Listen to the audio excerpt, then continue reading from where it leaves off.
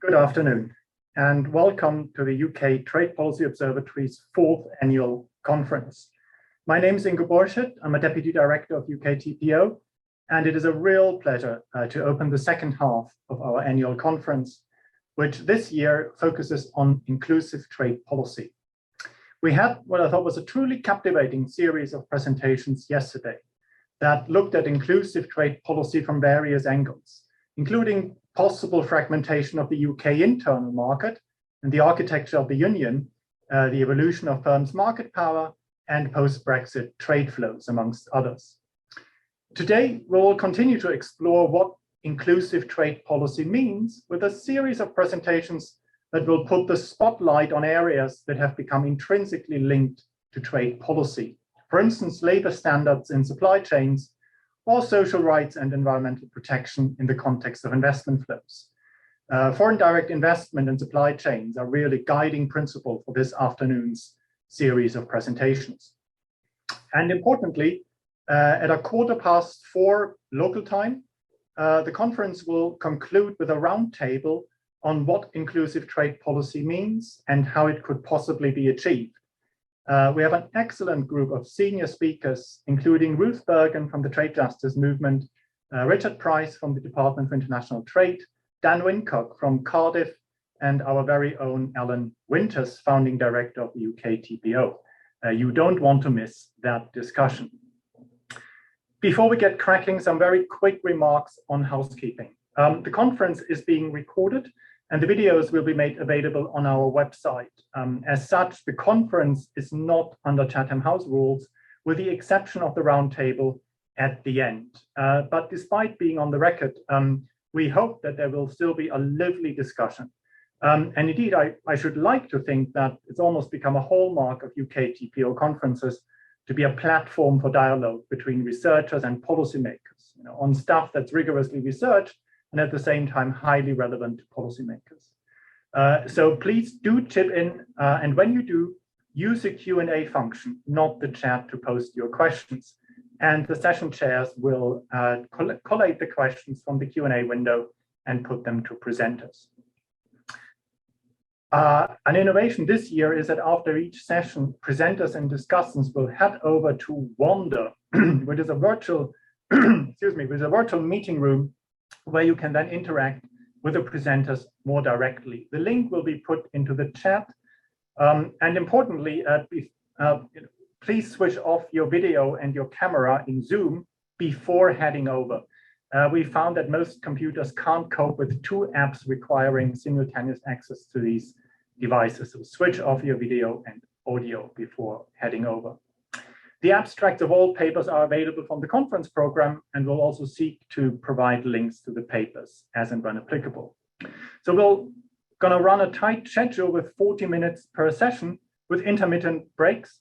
And we will always aim to have 10 minutes set aside for audience questions and comments to keep that interactive element really going. Yesterday, it ran like clockwork, and everyone was amazingly disciplined. And if we could just replicate that today, that would be fabulous. So without any further ado, let us get straight into the first session, entitled Non-Trade Issues in Preferential Trade Agreements and Foreign Direct Investment. I'm going to chair that session, and so it gives me great pleasure to introduce our speakers. I think Mattia is going to speak, but the 2 authors are Michael Gasiorek. Michael is a professor of economics here at the University of Sussex and the director of UKTPO. He's also managing director of Inter-Analysis, and Michael is a specialist in international trade and regional integration, and he's applied his considerable modeling skills, both in GE and PE, to value chain trade. Mattia di Ubaldo is a research fellow in economics here at Sussex and a fellow of the UKTPO.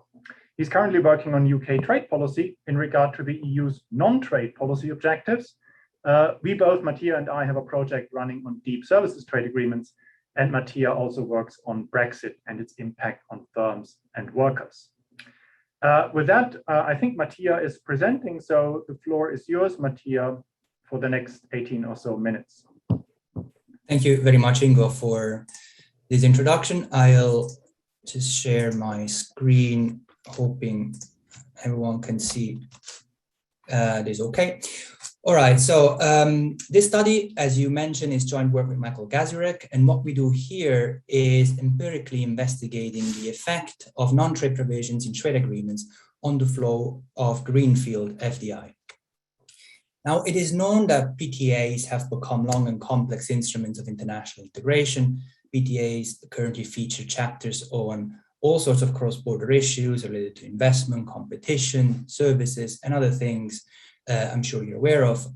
More recently, however, PTAs have increasingly featured provisions on so-called non-trade related issues.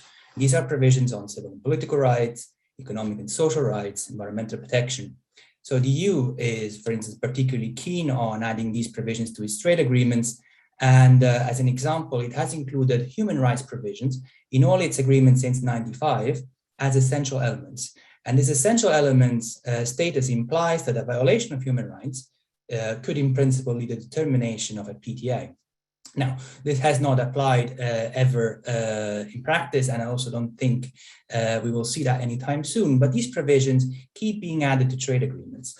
Also in the recent EU-UK Trade and Cooperation Agreement, for instance, and these provisions gain prominent sort of space and role in the text of the agreements. So we thought, well, let's try and investigate what impact these non-trade issue provisions can have on an economic outcome.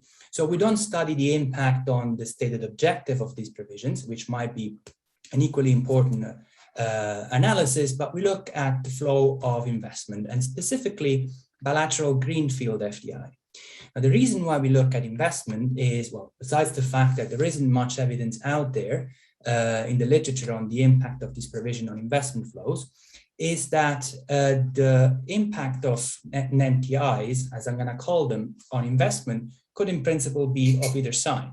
We could have negative effects for those investments that are traditionally stimulated by asymmetries in domestic regulation that could then face, say, increased operation costs if the agreement imposes stronger commitments to labor standards or environmental protection provisions.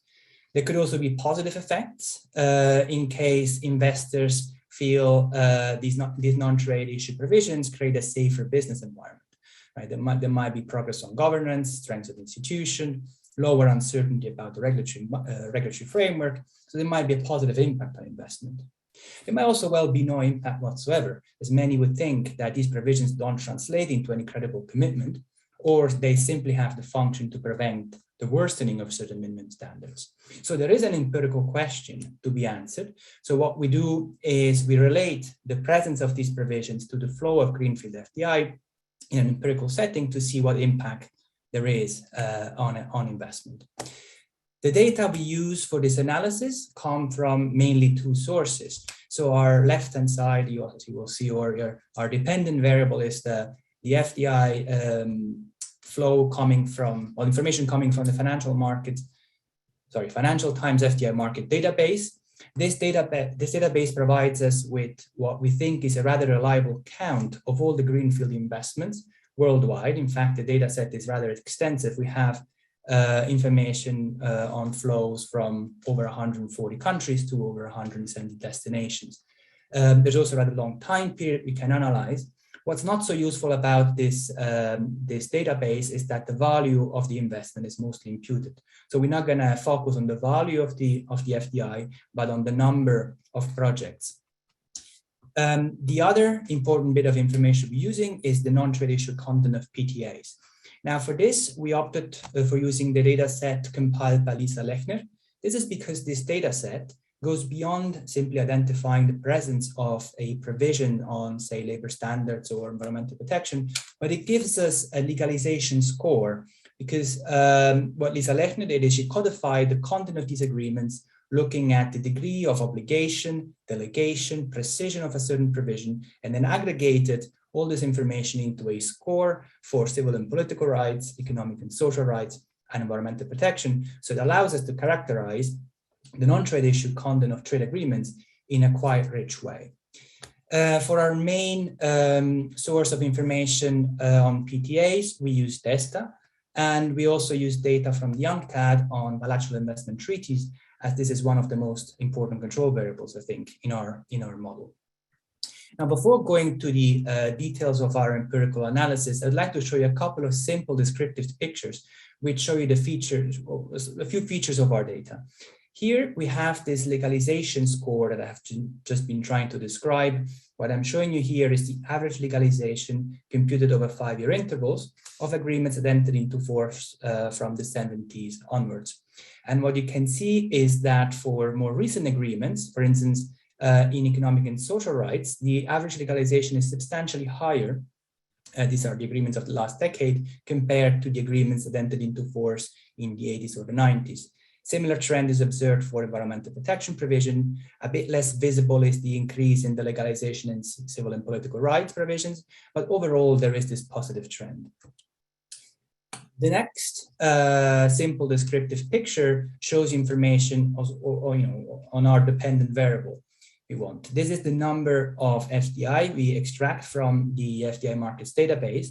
And what we did here is group them into 4 categories depending on the direction of the flow.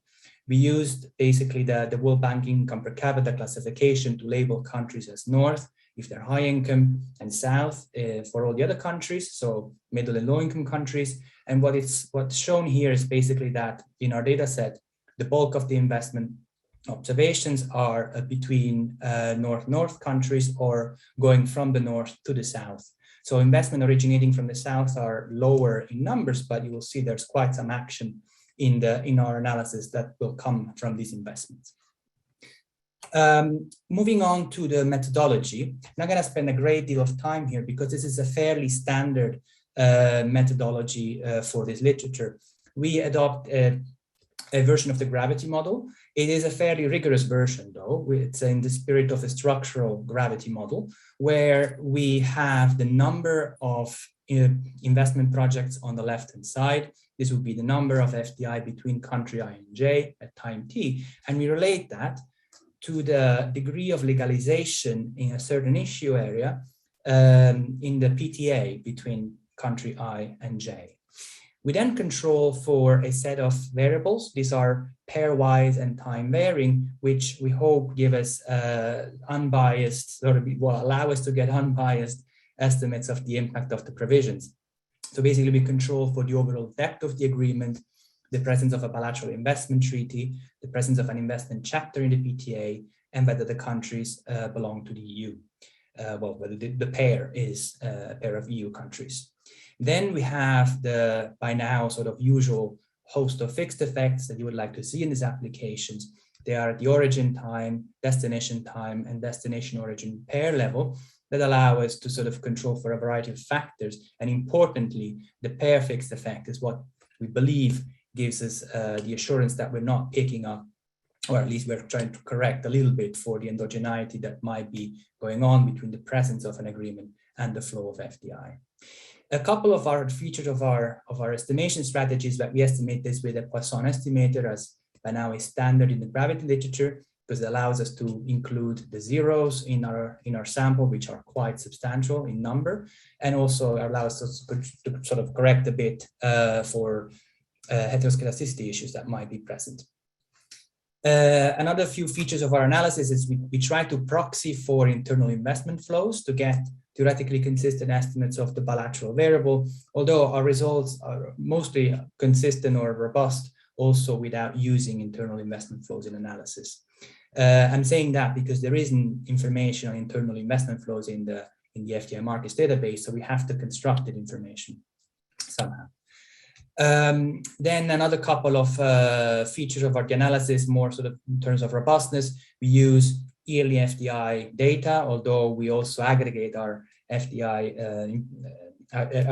data over 2 and 3 year intervals to smooth a bit the volatility of investment over time. We allow for a phasing in effect of trade agreements using 2-year lags of policy variables. This is a preferred lag length, but it's not a particular length. I mean, the results are robust to using 1 or 3-year lags. It's particularly 3-year lags gives basically the same kind of results. And then we also adopt a rather conservative clustering of standard errors. So what do we find? This table summarizes the main result of our analysis. I'm showing you only the coefficient here estimated on the non-trade issue variables separately for the 3 types of areas that we have in our data set. And what you can see from the first column is that overall, the impact of these non-trade issue provisions is on the flow of FDI is negative. The impact is perhaps surprisingly estimated to be strongest for civil and political rights provisions, but it's negative also for environmental protection provision and in economic and social rights provisions. A similar picture is obtained when restricting the estimation sample on investments that FDI market says are directed to performing manufacturing activity. We thought that's an important sort of subsample to look at. And what we see is that for economic and social rights provision, the impact is even larger. It's still negative. Similar for civil and political rights provision, the environmental protection provision effect vanishes statistically. And this is something we actually observe quite frequently across all the exercises we perform. Environmental protection provisions seem to have a less clear impact on investment compared to, for instance, economic and social rights provision. Then what we also do in this table and what I'm showing you is a breakdown of the main impact of these provisions depending on the direction of the flow. We simply interact our main regressor with 4 mutually exclusive dummy variables that pick up the impact on investment between north-north countries, south-south countries, and so on. And what you see is that the negative impact on FDI seems to be driven almost entirely by FDI directed south. So this is 2 middle and low income countries, in particular, if originating in the south. So south-south investment seem to be driving this negative effect. For civil and political rights provision, the impact is sort of negative in general. However, I would like to flag the positive coefficient we estimate on south-north investment. This is something I think is interesting because, well, we didn't know exactly what kind of effect we would have estimated in general, but I would not have expected the negative impact on investment going from low or middle income countries to high income countries. If anything, we believe these provisions should help investors in developing countries to penetrate high income countries. And in fact, this is what we estimate for civil and political rights and environmental protection provision. For these provisions, it's insignificant, but at least this seems to be making sense from that point of view. Now, moving on, what we do in the paper after getting this main set of results is performing a set of additional exercises where we try to provide a bit of an interpretation to our finding to see why we might be finding this negative effect. We don't have the time to go through all of them. The only one I'm showing is what we do to say something about the role of regulation symmetries. We know that FDI might be stimulated by differences in domestic regulation across countries, even within countries, actually. In this stylized picture, we show what we have in mind. So imagine you have 2 countries, 1 and 2, with sort of quite different level of domestic regulation in a certain area, such that there is a certain gap that some investors might think to exploit, to invest, maybe going from country 1 to country 2 to save on production costs. And then these 2 countries sign a trade agreement with a certain number of provisions on say, labor standards or environmental protection, such that post PTA, the level of asymmetry between the 2 countries has shrunk. And this is likely to happen in particular if, say, country 1, you can imagine it being the EU or the US, pushes for an alignment of standards and regulation with country 2. So this is a simple illustration of how we think that these non-trade issue provisions could be deterring FDI flowing from country 1 to country 2. To test that, this would be rather demanding in terms of data if had to collect information on domestic regulation comparable across countries and over time, and then even comparable with what we find into the trade agreements. So we thought, let's just use the information we already have, which is the information about the legalization of the PTAs. So we proxy a country's level of regulation with the overall non-trade issue commitment that country made with all the other countries we observe. So substantially we sum the anti-legalization score across all the PTAs with third parties and construct something we label the stock of non-trade issues. Then we take the difference between destination and origin stock of non-trade issues and explore whether the impact of this provision varies by quartiles of the distribution of that difference in the stock of NTIs. Now, I like to say this difference ranges from negative to positive values, and it's negative when the destination country has a lower stock of NTIs or a lower overall NTI commitment with third parties compared to the origin country. It will be positive clearly in the other way around. So what we find, and perhaps that makes it a bit clearer to understand what we're doing, is that the impact of these provisions on investment, the negative impact, seems to be picked up entirely by country pairs in the first quartile of that difference in the stock of NTI distribution.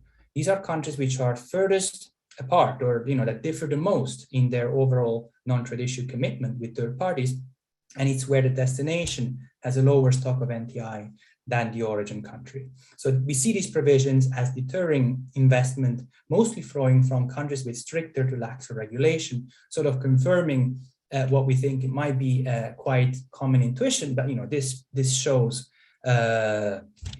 quite rigorously that this might be at work. So concluding this brief presentation, we find that a higher non-trade issue legalization in preferential trade agreement is associated with low number of inward investment. This is very robust to various model permutations and data aggregations we do in our analysis. The effect seems to be driven by FDI directed to sort of low and middle income countries in particular.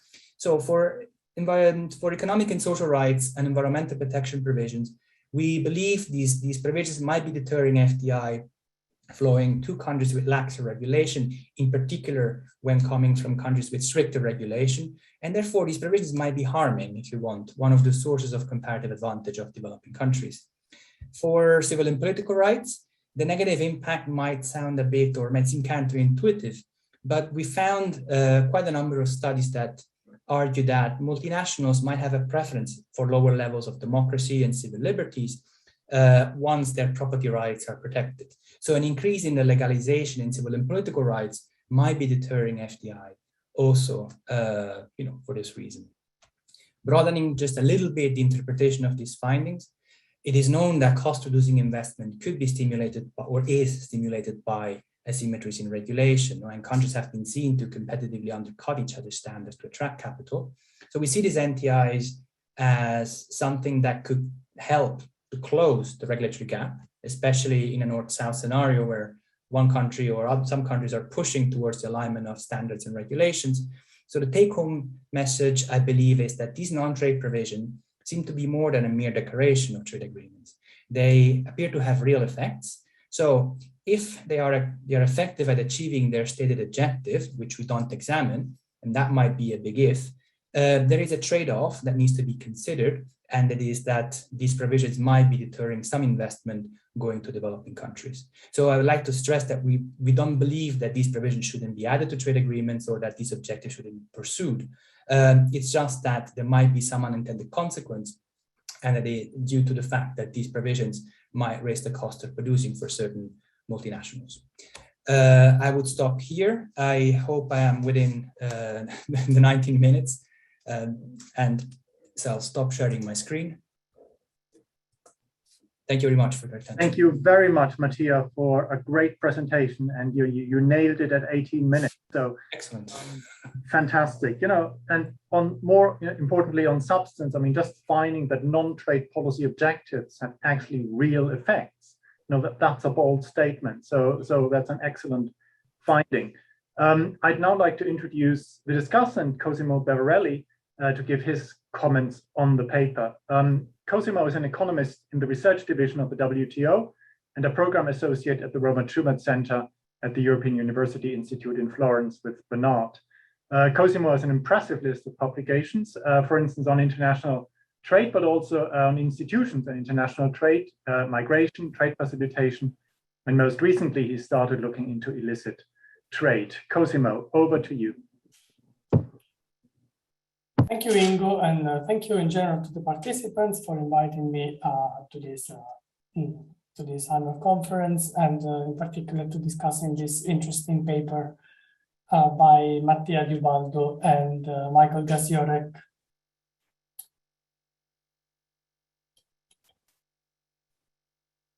Let me start by summarizing again, after Mattia did it, the main findings of the paper. They find that that non-trade issues, NTIs, in preferential trade agreements reduce bilateral greenfield FDI. So they might have these unintended consequences on FDI flows. Actually, they look at numbers rather than flows for reasons that Mattia explained. What is this negative impact driven by?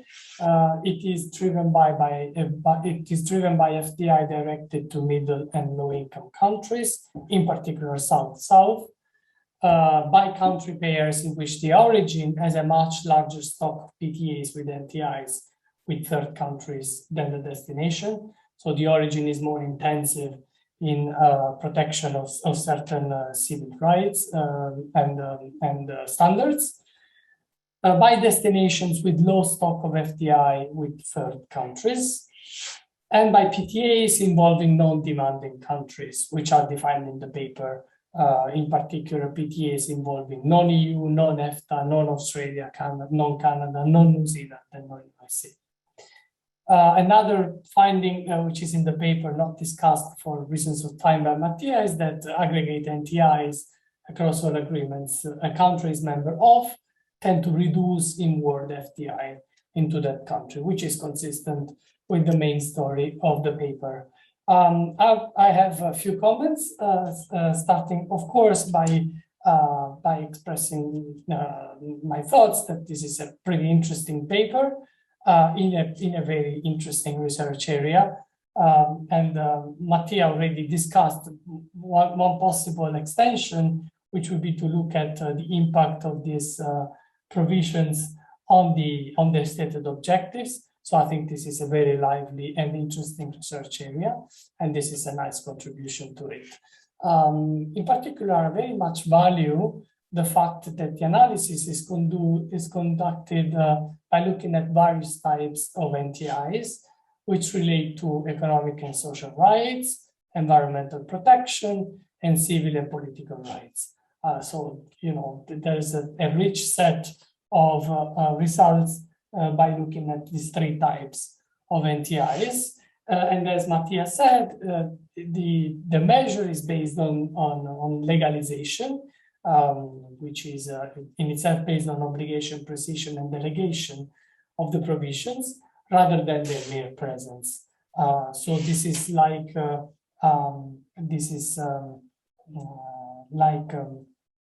looking at enforceable provisions in preferential trade agreements. And I also pretty much value the fact that the paper explores various hypotheses beyond the FDI elasticity to NTIs. So they just don't look at the impact of NTIs on FDI, but they also explore various hypotheses on what might drive this impact, as I commented in the slide above. I will have two slides with suggestions. The first one is that, as acknowledged in the paper, you seem to get different results from Cox and Rojas Romagosa, which is a published the World Economy paper, and in particular for very similar analysis that the latter co-author of this paper is conducting. And I would be very interested in knowing what changes and why they get the opposite results. The second, probably most important suggestion is I seem to understand that you cannot get sectoral variation in FDI markets, because I seem to understand that FDI markets, FDI data has proprietary classification of sectors. And this is a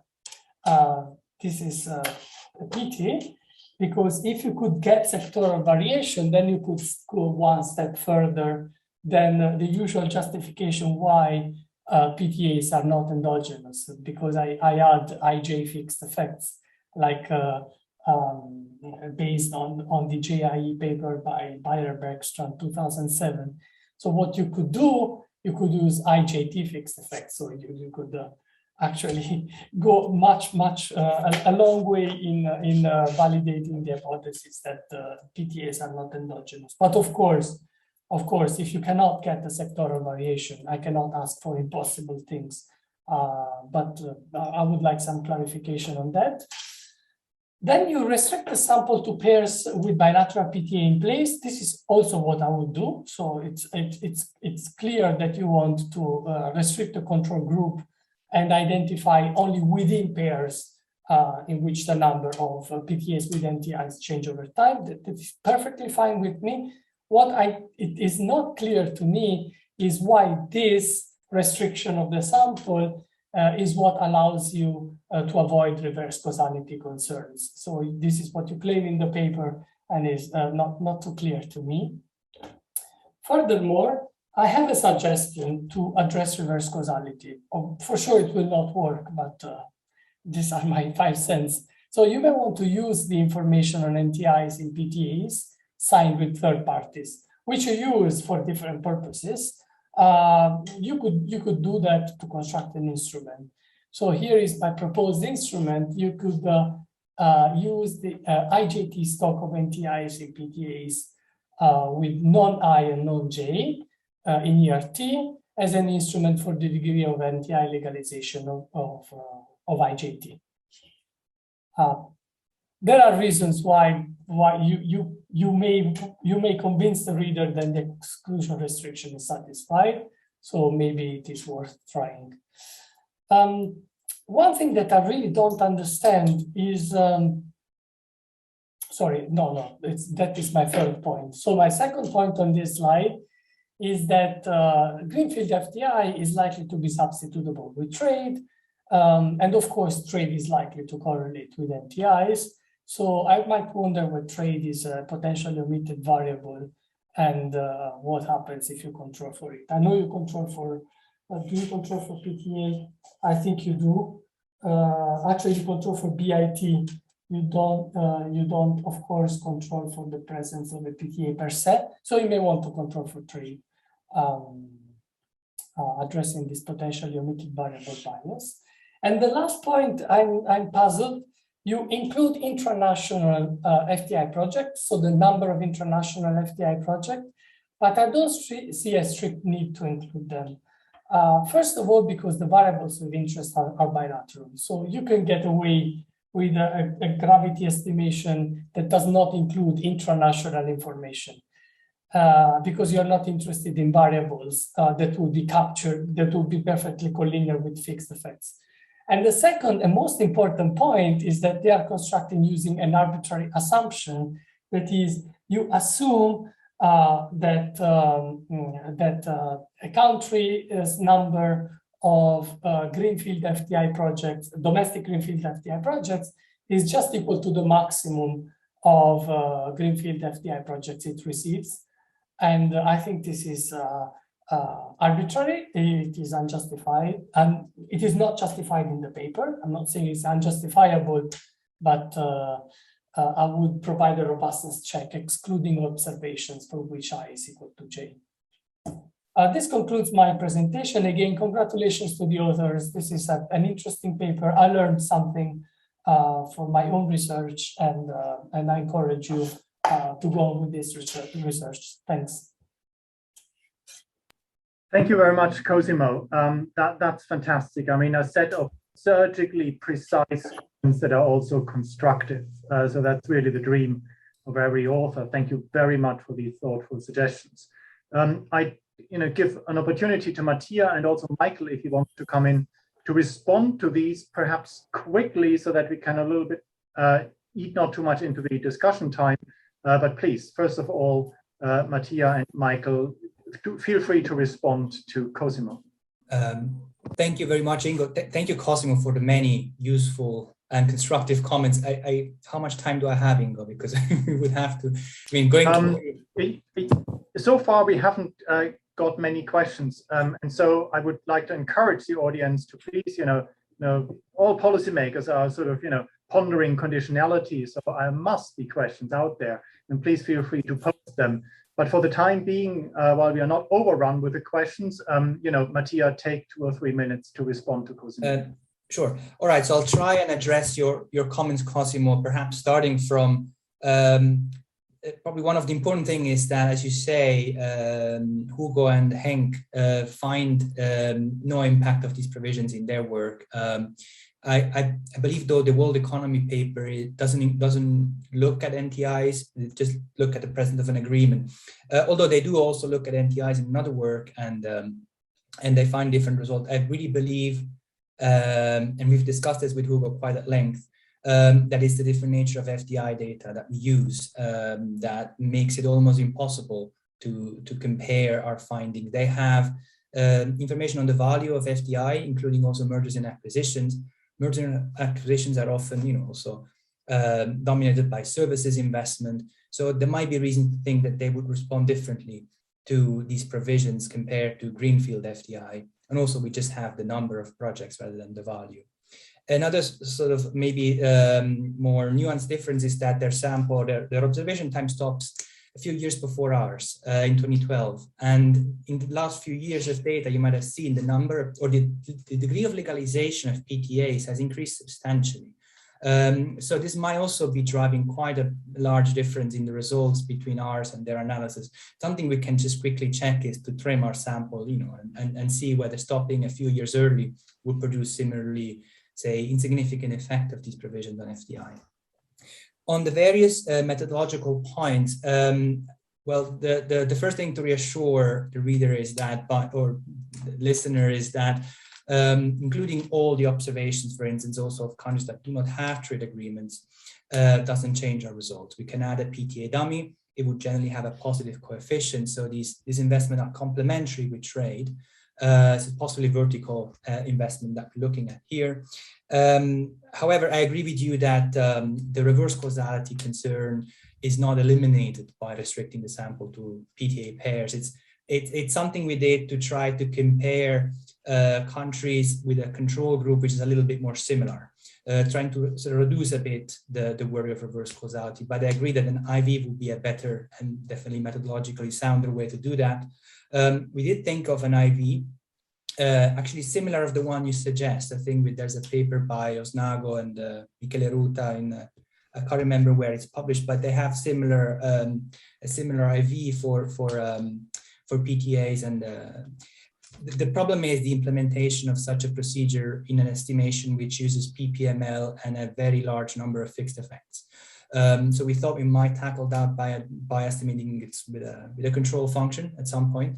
But as you also said, the IV might be itself questionable. So I think we'll rely on the bilateral pair fixed effects as our main defense against this endogeneity concern. I can go on, and on international flows, that's another important point. And you're right in saying there's an arbitrary assumption there. It's hard to come up with a number of investment projects for internal flows. We tried with the total, as you said. We tried with a couple of other things. We might mention this in the papers. They don't make a huge difference to the results. By excluding these international flows, we still get a negative impact of provisions. But no, you're right. I should show in the table just a robustness, the paper robustness table where we exclude these flows to reassure the reader they're not driving all that we're finding.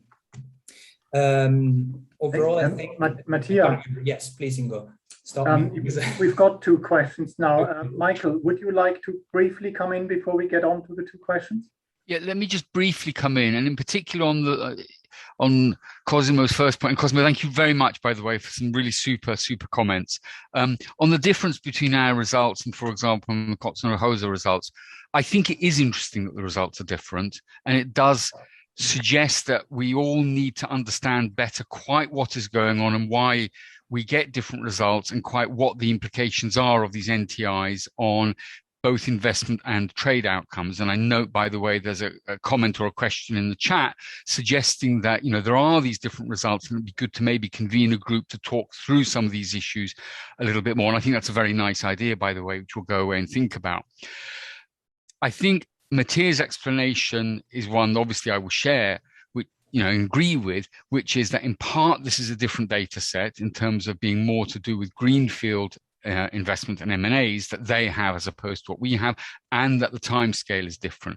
That in turn suggests that the sectoral variation, the impact of NTIs by sector may be different, which was also one of your issues and questions. Now, the FDI markets database does have some sectoral information. Yes, they do use a bespoke sort of classification scheme and so on. The trouble is that, the data is pretty, as it were, there's a lot of holes in that data anyway, and the more you start to cut it up, the more challenging the econometrics becomes. But it would be worth trying to break this down a little bit more. We have done this between manufacturing and services, but maybe exploring that in more detail would be a good idea. Thank you very much, Michael. You already, took up the comment by James Harrison, who's going to be a discussant later on in the afternoon. And Bernard has, put a link in the chat where there seems to be a bit more of a consensus on this, but I'm sure that still there's probably wide some sort of disagreement on the impact of these non-trade issues. Let me come on to Camilla's question, which I think is essentially whether there's a spatial geographical pattern to this. Camilla asks, has anyone looked at a border effect with the hypothesis that the effect possibly being weaker on reducing investment if the neighboring countries have stricter regulations in each area, some sort of reverse beggar thy neighbor policy? And perhaps it might not, strictly speaking, be adjacency, but other sort of similarity in geography, or perhaps other dimensions. Does anyone want to come in on this? Well, I could say that I'm not aware of this a paper that would do that, but it's something super interesting. But we might try and implement a version of this. We'd have to be a bit creative again. But yeah, something definitely worth thinking about. Thanks, Camilla. Yeah, I mean, I would think that distinction between north-north, north-south, and south-south, at least in a crude way, takes care of it up to a point, right? Because a number of OECD economies or European economies are sort of in the same geography. Yeah, so I mean, it takes into account much less on the south-south dimension. It might be interesting to explore adjacencies or stroke border issues on the south-south dimension. It is quite an interesting question. So thank you, Camilla. Yeah, and the other virtue is that I think you can relatively straightforwardly do it. So that's something that you could really do. I notice, although I would have some questions on my own, but I won't, because we've come to the end of that session at 1:45. Thank you very much for very interesting presentations and for an excellent set of comments and food for thought. That is really highly appreciated. We will now, Mattia, Michael, and Cosimo might head over to Wanda, as might everybody else who would like to speak to the presenters or to Cosimo further on their paper. Please, after having switched off your video and camera, head over to Wanda.